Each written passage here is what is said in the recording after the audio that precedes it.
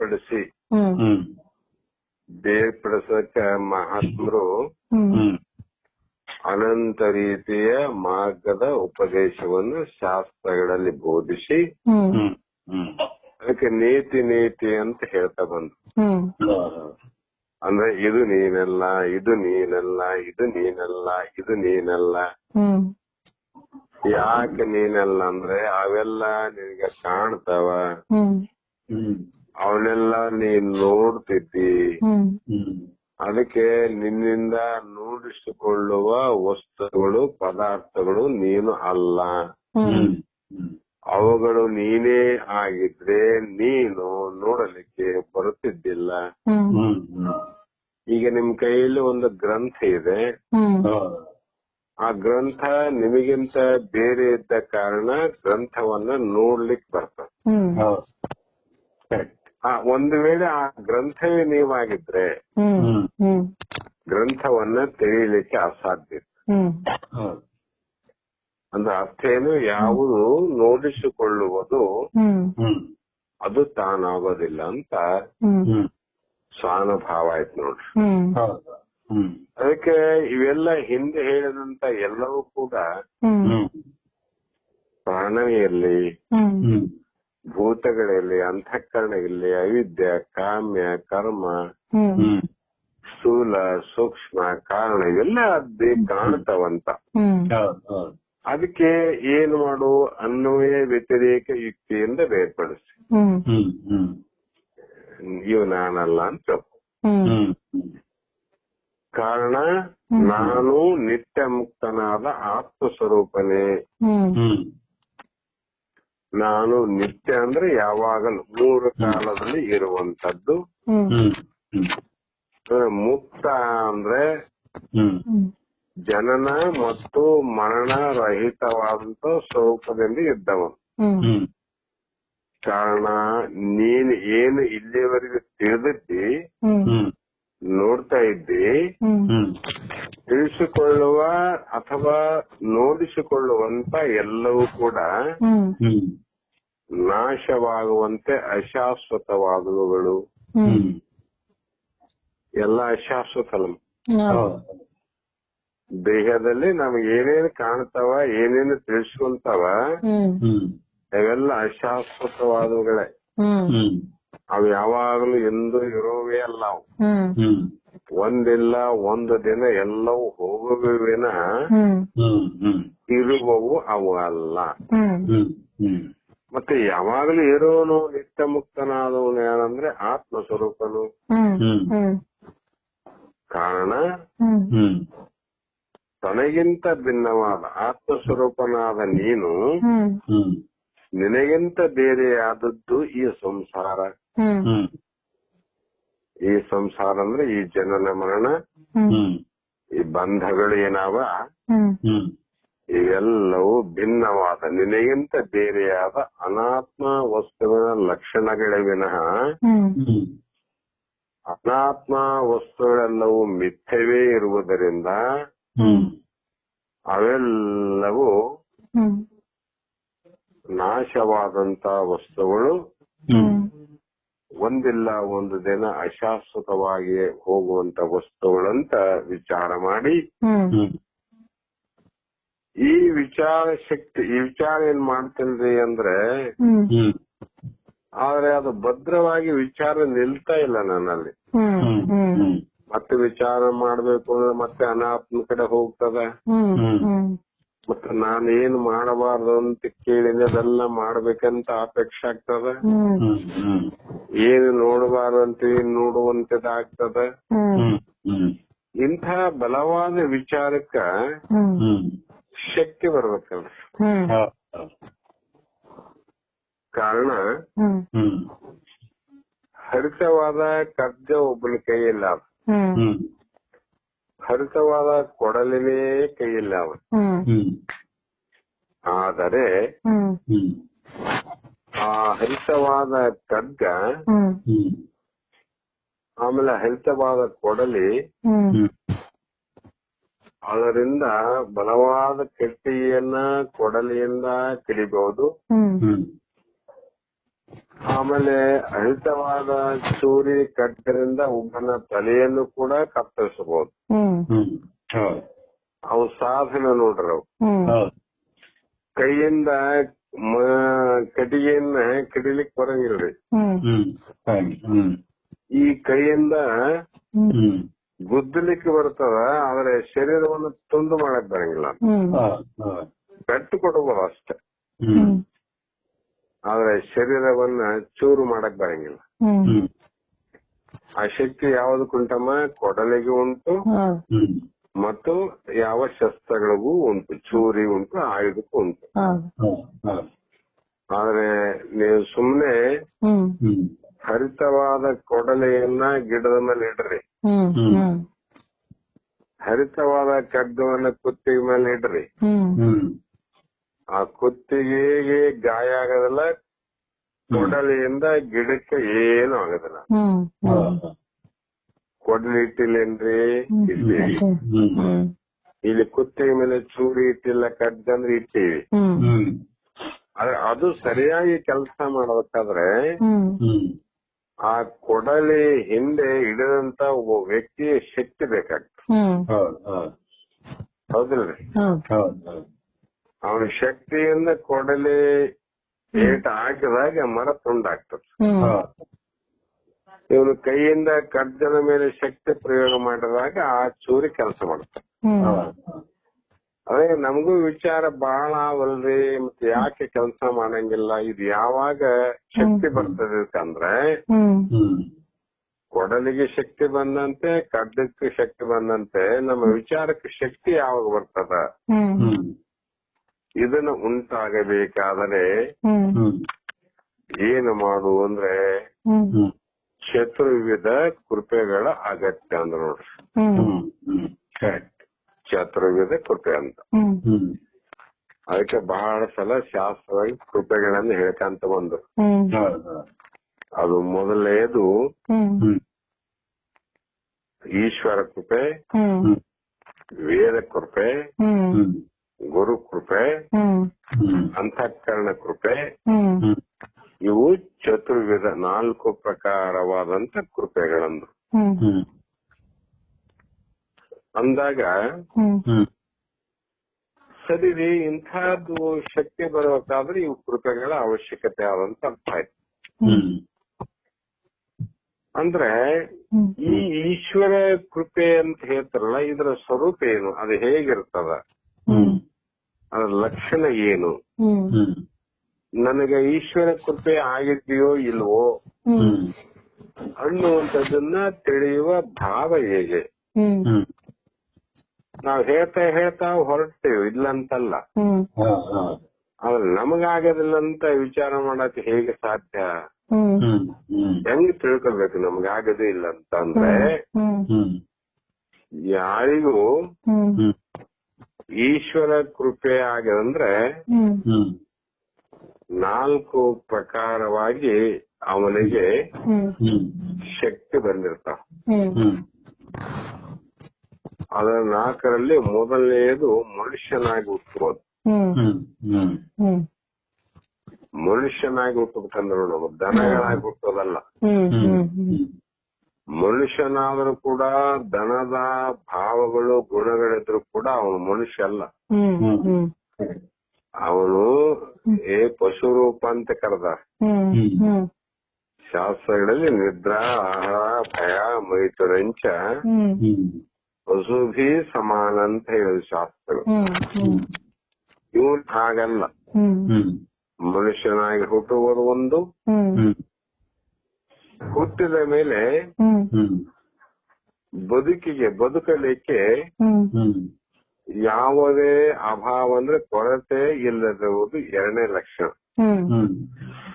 ಏನ್ರಿ ಅವ್ರ ಆ ಪುಣ್ಯಾತ್ಮರು ಬಹಳ ಆರಾಮಿದ್ದಾರ, ಅವ್ರಿಗೇನು ಕೊರತೆ ಏನಿಲ್ಲ ಅಂತ ಅಂದ್ರೆ ಯಾವ್ದಕ್ಕಮ್ಮ? ಬದುಕಲಿಕ್ಕೆ ಅಂತ. ಇದು ಬಹಳ ಮುಖ್ಯವಾದ ಕೃಪೆ. ಎಷ್ಟೋ ಜನ ಮನುಷ್ಯರಾಗಿ ಹುಟ್ಟಿ ಬದುಕಲಿಕ್ಕೆ ಎಷ್ಟು ಕೋಟಿ ಜನ ನಮ್ಮ ಭಾರತ ದೇಶದಲ್ಲಿ ಕಷ್ಟ ಪಡ್ತಾರಂದ್ರೆ ಅದು ಹೇಳತೀರದಂತ. ಎಷ್ಟು ಜನ ಆರಾಮಿದ್ದೇವ ಬದುಕಲಿಕ್ಕೆ? ಕೊರತೆ ಇದ್ದವರೇ ಬಹಳ ಸಂಖ್ಯೆ ಅದ. ಆದ್ರೆ ನಾವು ತಿಳ್ಕೋಬೇಕು, ಭಗವಂತ ನಮಗೆ ಏನಾದ್ರೂ ಬದುಕಲಿಕ್ಕೆ ಜೀವನಕ್ಕೆ ಯಾವುದೂ ತೊಂದರೆ ಆಗಲಾರ್ದಂಗ, ಕೊರತೆ ಆಗಲಾರ್ದಂಗ ಅನ್ನ, ನೀರು, ಬಟ್ಟೆ, ವಸತಿ ಈ ರೀತಿ ಕೊರತೆ ಇಲ್ಲದೆ ಇರುವುದು ಎರಡನೇ ಲಕ್ಷಣ. ಎಷ್ಟಾದ್ರೂ ಸಾಲದು. ಮೂರನೇದು ಸದ್ಗುರು ದೊರೆಯುವುದಂದ್ರ ನೋಡ್ರಿ, ಯಾರಿಗೆ ಈಶ್ವರ ಕೃಪೆ ಆಗದಂದ್ರೆ ಇವು ಕೆಲಸ ಆಗಿರ್ತಾವ್ರಿ. ನಿಜವಾದ ಮನುಷ್ಯನಾಗಿ ಹುಟ್ಟುತ್ತಾನೆ, ಅವನಿಗೆ ಯಾವುದೇ ಕೊರತೆ ಇಲ್ಲದೆ ಇರ್ತಾನೆ ನಿಶ್ಚಿಂತನಾಗಿ. ನಾಲ್ಕನೆಯದು ಸದ್ಗುರು ದೊರೆಯುವುದು. ಮತ್ತೆ ದೊರೆತ ಮೇಲೆ ಶ್ರವಣಕ್ಕೆ ಹೋಗಲು, ಗುರುವಾಕ್ಯಗಳನ್ನ, ಗುರುವಚನ ಉಪದೇಶವನ್ನ ಕೇಳಲಿಕ್ಕೆ ಯಾವ ಆತಂಕವೂ ಇಲ್ಲದಿರುವುದು.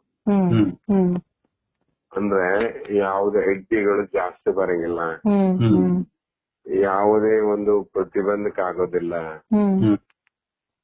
ಇವೆಲ್ಲ ಯಾರಿಗೆ ಕಡಿಮೆ ಅವ ಅಂತಂದ್ರೆ ಇವು ನಾಲ್ಕು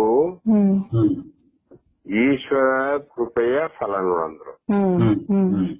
ಯಾರಿಗೆ ಈಶ್ವರ ಕೃಪೆ ಆಗದಂದ್ರೆ ಇದೇ ನೋಡ ಅವನಿಗೆ ಫಲ ಅಂದ್ರು. ಮನುಷ್ಯನಾಗಿ ಹುಟ್ಟುವುದು, ಕೊರತೆ ಇಲ್ಲದೆ ಇರುವುದು, ಸದ್ಗುರು ದೊರೆಯುವುದು, ಅವರ ಉಪದೇಶವನ್ನ ಕೇಳಲಿಕ್ಕೆ ಯಾವುದೇ ಆತಂಕ ಆಗದೆ ಇರುವುದು ಏನಿತ್ತು ಅಂದ್ರೆ ನಾವು ತಿಳ್ಕೋಬೇಕು ಈ ಈಶ್ವರ ಕೃಪೆ ಫಲ ಅಂತ. ಮತ್ತೆ ಎರಡನೇದು ವೇದ ಕೃಪೆ ಅಂದ್ರಲ್ಲ.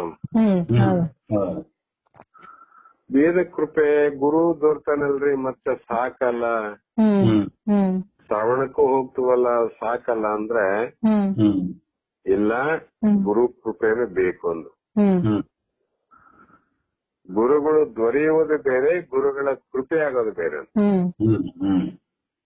ನಿಜವಾಗಿ ಗುರುಗಳ ಕೃಪೆ ಆಯ್ತು ನಿಮ್ ಮೇಲೆ, ನಮ್ಮ ಮೇಲೆ ಅಂದ್ರೆ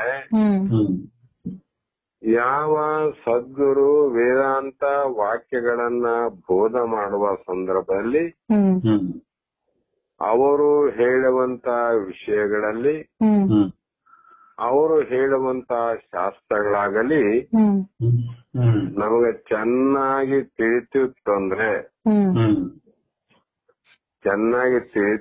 ಅಂದ್ರೆ ಆವಾಗ ನಮ್ಗೆ ತಿಳ್ಕೋಬೇಕು ಇದು ವೇದ ಕೃಪೆ ಅಂತ. ಗುರು ಕೃಪೆ ನಂತರ ಇದು ವೇದ ಕೃಪೆ. ಈಗ ವೇದಗಳಲ್ಲಿ ಚೆನ್ನಾಗಿ ಬೋಧಿಸುವಂತ ತತ್ವವಶಿ ಮಹಾವಾಕ್ಯ, ಅಯಮಾತ್ಮ ಬ್ರಹ್ಮ ಅಂತಕ್ಕಂತ ಮಾತುಗಳು ಹೇಳಿದಾಗ ನಮಗೆ ಸರಿಯಾಗಿ ಅರ್ಥ ಆಯ್ತು ಅಂದ್ರೆ ಅದು ವೇದ ಕೃಪೆ. ಮತ್ತೆ ಶಾಸ್ತ್ರವು ತನ್ನ ಗರ್ಭವನ್ನ ಬಿಚ್ಚಿ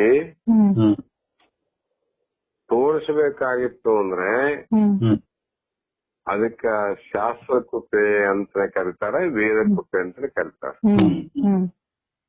ಅದೆಲ್ಲ ಬಿಚ್ಚಿ ಹೇಳ್ತಾರಲ್ಲ, ಅದನ್ನ ನೋಡುವ ಸಾಮರ್ಥ್ಯ ಬೇಕಲ್ಲ. ಯಾರಿಗೆ ಆಗ್ತದಂದ್ರೆ ಅದು ವೇದ ಕೃಪೆ ಅಂದ್ರು. ಮತ್ತ ಈಶ್ವರ ಕೃಪೆ ಆಯ್ತು, ವೇದ ಕೃಪೆ ಆಯ್ತು. ಗುರು ಕೃಪೆ ಅಂದ್ರೆ ಏನು, ಅದು ಹೇಗೆ ಆಗಿದೋ ಅಥವಾ ಇಲ್ಲವೋ ಅಂತ ಹೆಂಗ ಅರ್ಥ ಮಾಡೋದಂದ್ರೆ, ಗುರುಗಳಾದವರು ಶಾಸ್ತ್ರ ಯುಕ್ತಿ ಸ್ವಾನುಭಾವ ಪೂರ್ವಕವಾಗಿ ಅವರು ಯಾವಾಗಲೂ ಪ್ರಸ್ಥಾನತ್ರಯ ಗ್ರಂಥಗಳನ್ನೇ ಆಧಾರವಾಗಿಟ್ಟುಕೊಂಡು, ವೇದಾಂತವನ್ನೇ ಆಧಾರವಾಗಿಟ್ಟುಕೊಂಡು, ಅಭೇದ ವಾಕ್ಯಗಳನ್ನೇ ಶಾಸ್ತ್ರಗಳ ಮುಖಾಂತರ, ಯುಕ್ತಿ ಅಂದ್ರೆ ನಮ್ಗೆ ತಿಳಿಯುವಂತ ದೃಷ್ಟಾಂತ ಮುಖಾಂತರ, ಅದು ತಿಳಿದ ಮೇಲೆ ನಾವೇನು ತಿಳಿಲಿಕ್ಕೆ ಹೊಂಟಿವಿ ಬ್ರಹ್ಮದ ಸ್ವಾನುಭಾವ ಬರ್ಬೇಕಂತ. ಅದಕ್ಕೆ ಶಾಸ್ತ್ರ ಯುಕ್ತಿ ಸ್ವಾನುಭಾವ ಅಂತ ತ್ರಿಪುಟಿ ಅವು. ಇವುಗಳ ಪೂರ್ವಕವಾಗಿ ತನ್ನ ಶಿಷ್ಯನ ಅಂತಃಕರಣಕ್ಕೆ ತಿಳಿಯುವಂತೆ ನಿಸ್ಪೃಹತೆಯಿಂದಲೂ, ಅಂದ್ರೆ ಶಬ್ದ ಹೆಂಗ್ ಬೆಳೆಸ್ತಾರ ಮಂದ್ರವರು, ಯಾವುದೇ ಆಪೇಕ್ಷೆಯನ್ನ ಇಟ್ಟುಕೊಳ್ಳಲಾರದೆ ಯಾವುದೇ ರೀತಿಯ ಕೊಡುವ ಕೊಂಬುವ ಆಶೆಗಳನ್ನ ದೂರೀಕರಿಸಿ ನಿಸ್ವಾರ್ಥದಿಂದ, ನಿಸ್ಪೃಹತೆಯಿಂದ, ಸ್ವಾರ್ಥ ಇರಬಾರ್ದು. ಸ್ವಾರ್ಥ ಶಿಷ್ಯನ ಅಂತಃಕರಣಕ್ಕೆ ತಿಳಿಯುವಂತೆ ನಿಸ್ವಾರ್ಥದಿಂದಲೂ ಮತ್ತೆ ದಯೆಯಿಂದಲೂ. ಇದು ಎಲ್ಲ ಹೇಳ್ಬೋದಮ್ಮ, ಇದು ದಯೆ ಬರ್ಬೇಕಾದ್ರೆ ಬಹಳ ಕಷ್ಟ. ಯಾರಿಗೆ ದಯ ಅನ್ನುವಂಥದ್ದು ಬಹಳ ದೊಡ್ಡದು. ಅದಕ್ಕೆ ದಯವೇ ಧರ್ಮದ ಮೂಲವೇ ಅಂತ. ಧರ್ಮ ಅಂದ್ರೆ ಜ್ಞಾನ. ಜ್ಞಾನಕ್ಕ ಮೊದಲು ಮೂಲ ಕಾರಣ ಯಾವುದು ಅಂದ್ರೆ ದಯೆ ಅಂದ್ರು. ಅವ್ರ ವಚನಕಾರ ಕೂಡ ಅಷ್ಟು ಆಳವಾಗಿ ಹೇಳ್ಯಾರದು.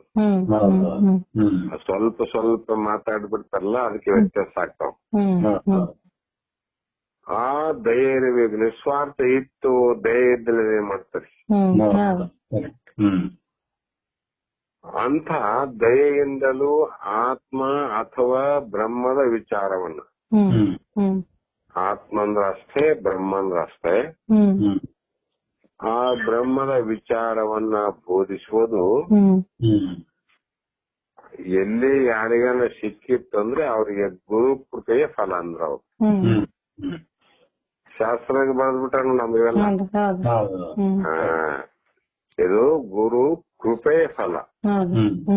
ಅದು ಈಶ್ವರನ ಕೃಪೆ ಅಲ್ಲ, ವೇದ ಕೃಪೆ ಅಲ್ಲ, ಇದು ಗುರು ಕೃಪೆ. ಇಷ್ಟೆಲ್ಲ ಆಯ್ತಲ್ರಿ ಎಂದಾಗ ಇನ್ನೊಂದು ಉಳ್ಕಂತೂ ನಮ್ಮ ಮೂಲ ವಿವೇಕ ಶಕ್ತಿ ಬರ್ಬೇಕಾಗಿತ್ತಂದ್ರೆ ಈ ಕೃಪೆಗಳಲ್ಲಿ ಕೊನೆಯ ಕೃಪೆ ಅಂತಃಕರಣ ಕೃಪೆ ಅಂದ್ರು. ನಮ್ಗೆ ಆಗ್ಯದಲ್ರಿ, ಈಶ್ವರ ಕೃಪೆ ಆಗ್ಯದ, ವೇದ ಕೃಪೆ ಆಗ್ಯದ, ಶಾಸ್ತ್ರ ತಿಳಿತದ, ಗುರು ಕೂಡ ಬಹಳ ದಯದಿಂದ ನಿಸ್ವಾರ್ಥದಿಂದ ಎಲ್ಲವನ್ನು ಹೇಳ್ತಾರ, ಶಾಸ್ತ್ರ ಹೇಳ್ತಾರ, ಯುಕ್ತಿ ಹೇಳ್ತಾರ, ಸ್ವಾನುಭಾವ ಹೇಳ್ತಾರ, ಅದನ್ನ ಆಗ್ಯದ. ಇವು ಮೂರು ಕೃಪೆ ಆದ್ಮೇಲೆ ಇದು ನಾಲ್ಕನೇದು ಯಾಕೆ ಬೇಕು ಅಂದ್ರೆ ಗುರು ಶಾಸ್ತ್ರಗಳು ಬೋಧಿಸಿದ ರೀತಿಯಲ್ಲಿ ಗುರು ತನ್ನ ಸ್ವಾನುಭಾವಕ್ಕೆ ಬರುವಂತ ಶಾಸ್ತ್ರಗಳಲ್ಲಿರ್ತಕ್ಕಂಥ ವಿಚಾರವನ್ನೇ ಉಪೋದ್ಘಾತ ಅಂದ್ರ ಯಾವುದನ್ನ ತಿಳಿಬೇಕಾಗುತ್ತಂದ್ರೆ ಅದ್ರ ಜೊತೆಗೆ ಇನ್ನೊಂದು ತಿಳಿಬೇಕಾಗದಂತ ಮೊದ್ಲೇ ಹೇಳ್ಯಾರ ಅವ್ರು. ಹಂಗ ಎಲ್ಲವನ್ನು ಹೇಳುವಾಗ ಆ ಬೋಧಿಸಿದ ರೀತಿಯಲ್ಲಿ ನಾವು ಸಾಧನೆಯನ್ನ ಮಾಡಬೇಕಾಗಿದ್ದು. ಸಾಧನೆ ಮಾಡೋದು ಯಾರ ಕೈಯಲ್ಲಿ ಆದ್ರೆ ಶಿಷ್ಯರ ಕೈಯಲ್ಲಿ, ಮೋಕ್ಷಗಳ ಕೈಯಲ್ಲಿ. ಈಗ ಸಾಧನೆ ಮಾಡುವುದಕ್ಕೆ ನಾವು ಮುಖ್ಯ ಸಾಧನವಾದದ್ದು ಯಾವುದಂದ್ರೆ ಮನಸ್ಸು. ಈಗ ನೀವು ಮನಸ್ಸು ಕೇಳಲು ಶಾಸ್ತ್ರ ಅನ್ನೋದಕ್ಕೆ ನೀವು ಕೇಳಕತ್ತೀರಿ. ಈಗ ಮನಸ್ಸು ಏನಾನ ಸ್ವಲ್ಪ ಬೇಜಾರಾದ್ರೆ ಮಲಗೋಣ ಅಂತದ, ಮಲಿಕೊಂಡ್ಬಿಟ್ರೆ ಮುಗಿದೈತಿ. ಅದಕ್ಕೆ ಇದಕ್ಕೆ ಏನ್ ಬೇಕಾಗ್ಯದಮ್ಮ, ಮನಸ್ಸಿದ್ದದಕ್ಕಾಗಿ ನೀವು ಶಾಸ್ತ್ರ ಕೇಳ್ತೀರಿ ಅಂದಾಗ ಆ ಮನಸ್ಸು ನಿಮ್ಗೆ ಅನುಕೂಲ ಆಗ್ಯದಂತ ಅರ್ಥ ಮಾಡೋದು. ಇಲ್ಲಂದ್ರೆ ಅದನ್ನ ಇನ್ನೊಂದು ಕೇಳಕ್ ಹೋಗ್ತಿತ್ತು, ಏನ್ ಕೇಳದಂತ ಸುಮ್ನೆ ಮನೆಗೆ ಕಾಲವನ್ನ ಸುಮ್ಮನೆ ಕಳೆತಿತ್ತು. ಇಷ್ಟು ಸಾಧನೆ ಮಾಡ್ತದಂದ್ರೆ ಆ ಮನಸ್ಸು ಅನುಕೂಲ ಆಗ್ಯದ, ಅನುಕೂಲ ಆಗಿರಬೇಕು. ಮತ್ತು ಆ ವಿಷಯಗಳು ಅನುಭವಕ್ಕೆ ಬರುವುದು. ಯಾವ್ದ್ರಿ? ಬ್ರಹ್ಮ ವಿಷಯ. ಗುರು ಶಾಸ್ತ್ರಾದಿಗಳ ಬೋಧನೆಗಳು, ಆಮೇಲೆ ಶಾಸ್ತ್ರಯುಕ್ತಿ ಸಹನಭಾವ ನಮ್ಮ ಅನುಭವಕ್ಕೆ ಬರಬೇಕು. ಬಂತು ಅಂದ್ರೆ ಇದಕ್ಕೆ ಅಂತಃಕರಣದ ಕೃಪೆಯ ಫಲವಾಗಿದೆ. ಇದು ಯಾರ ಫಲ ಅಂದ್ರೆ ಅಂತಃಕರಣ ಅಂದ್ರು. ಈ ರೀತಿಯಾಗಿ ಯಾವ ಆತ್ಮ ಅನಾತ್ಮ ವಿಚಾರವನ್ನ ಮಾಡಿ ಅಜ್ಞಾನದ ಸ್ವರೂಪ, ಅದರ ಪೂರ್ಣತೆ ಮತ್ತು ಅದರ ಫಲಗಳು ಏನು ಹೇಗೆ ಉಂಟಾಗ್ತವಂದ್ರೆ ಅದು ವಿಚಾರದಿಂದ. ಅದಕ್ಕೆ ವಿಚಾರ ಬೇಕಲ್ಲ. ಅದಕ್ಕೆ ಅವ್ರ ಹೇಳಿದ್ರು ವಿಚಾರಣೆ ಪರಮ ಔಷಧ ಅಂತ. ಅವಿಚಾರಣೆ ಕೃತೋ ಬಂಧು ವಿಚಾರಣೆ ಪರಮ ಔಷಧ. ಅವಿಚಾರ ಅಂದ್ರೆ ಅಜ್ಞಾನ, ಅಜ್ಞಾನ ಸಹಿತವಾದ ಅರಿವು ಅಂತ. ವಿಚಾರ ಅಂದ್ರೆ ಜ್ಞಾನ ಸಹಿತವಾದ ಅರಿವು. ಆ ಅರಿವಿಗೆ ಸಮರ್ಥವಾದ ಶಕ್ತಿ ಬರ್ಬೇಕಾಗಿದ್ರೆ ಇವು 4 ಕೃಪೆ ಆಗಿರ್ಬೇಕಂತ ಅರ್ಥ ಆಯ್ತು. ಈ ರೀತಿ ಆದಾಗ ನಮಗೇನಾಯ್ತಮ್ಮ ಅಂದ್ರೆ ವಿಚಾರಿತ ಬಲವಾದ ಶಕ್ತಿ ಬರ್ತದೆ, ಬಲವಾದ ಸಾಮರ್ಥ್ಯ ಬರ್ತದೆ. ಅದರಿಂದ ಆ ಧೀರ ಪುರುಷನಾಗಿ ತಾನು ಏನು ಸಾಧಿಸಬೇಕಾಗದ ಅದನ್ನ ಸಾಧಿಸಿ ಆತ ಪೂರ್ಣತೆಯನ್ನು ಪಡೆಯಲಿಕ್ಕೆ ಸಾಧ್ಯ ಆಗ್ತದ ಅನ್ನುವಂತ ಮಾತನ್ನ ಹೇಳಿದ್ರು. ಇಲ್ಲಿ ಚತುರ್ವಿಧ ಕೃಪೆ ಆಯ್ತಮ್ಮ. ಮತ್ತೆ ನಾಳೆ ಬಣ್ಣನಮ್ಮ ಬಹಳ ಆದ್ರೆ ಒಂದೇ ಸಲ ಇದಾಗ್ತದ. ಅದಕ್ಕೆ ಇವತ್ತ ಅಂತಃಕರಣ ಕೃಪೆ ಆಯ್ತು. ಕೃಪೆ ಯಾಕಂದ್ರೆ ವಿಚಾರಕ್ಕೆ ಶಕ್ತಿ ಬರ್ಬೇಕಾದ್ರೆ ಕೃಪೆ ಅವಶ್ಯಕತೆ ಅನ್ನುವಲ್ಲಿಗೆ ಮಂಗಲವನ್ನು ಹೇಳೋಣ. ನಾಳೆಯ ದಿನ ಇಂಥ ವಿಚಾರ 4 ಕೃಪೆಯಿಂದ ಏನು ವಿಚಾರ ಆಯ್ತಂದ್ರೆ ಅದಕ್ಕೆ ಫಲ ಏನು ಅಂತ ಕೇಳಿದ್ರೆ ಅದು ಉತ್ತರ ಹೇಳಿದ್ರು ದೃಢ ಅಪರೋಕ್ಷ ಬ್ರಹ್ಮಜ್ಞಾನ ಇವೆ ಅದಕ್ಕೆ ಫಲ. ದೃಢ ಅಂದ್ರೆ ಬಹಳ ಸಲ ಕೇಳಿ ಅಜಲ ದೀಪಿಯಂತೆ ಆ ತರಂಗಗಳ ತೆರೆಗಳಿಲ್ಲದ ಸಮುದ್ರದಂತೆ ಹೇಗೆ ದೃಢ ಜ್ಞಾನ ಆಗ್ತದೆ. ಎಂಥ ಸಂದರ್ಭ ಬಂದ್ರೆ ಕೂಡ ಯಾವುದೇ ಭಯ ಇಲ್ಲ, ಭೀತಿ ಇಲ್ಲ, ಸಾವು ಇಲ್ಲ, ನೋವಿಲ್ಲ. ಯಾಕಂದ್ರೆ ಜನನ ಇಲ್ಲ ಮತ್ತು ಮರಣ ಇಲ್ಲ. ಯಾರಿಗೆ ನನಗೆ, ಯಾಕಂದ್ರೆ ನೀವು ಬ್ರಹ್ಮ ಇದ್ದಿ. ಆ ಕಾರಣ ಬ್ರಹ್ಮ ಗೆದ್ದ ಲಕ್ಷಣ ನಿನಗಾವ ಅಂದಾಗ ಆ ಬ್ರಹ್ಮ ಹುಟ್ಟುವುದಲ್ಲ, ಸಾಯುವುದಲ್ಲ. ಅದಕ್ಕೆ ದುಃಖವೂ ಇಲ್ಲ. ಸರ್ವಕ್ಕೂ ಸಾಕ್ಷಿಯಾಗಿರ್ತಕ್ಕಂಥ ಭಗವಂತ ಪರಮಾತ್ಮನೇ ನಾನಿದ್ದೇನೆ ಅನ್ನುವಂತ ನಿಶ್ಚಯ ಜ್ಞಾನ ಆಗುವುದು ಇದಕ್ಕೆ ಫಲ. ಇಷ್ಟ ಹೇಳಿದ್ರಮ್ಮ. ಮತ್ತೆ ನಾಳೆ ದಿನ ವಿಚಾರ ಮಾಡೋಣ. ನಮಸ್ಕಾರ ತಾಯಿ, ನಮಸ್ಕಾರ.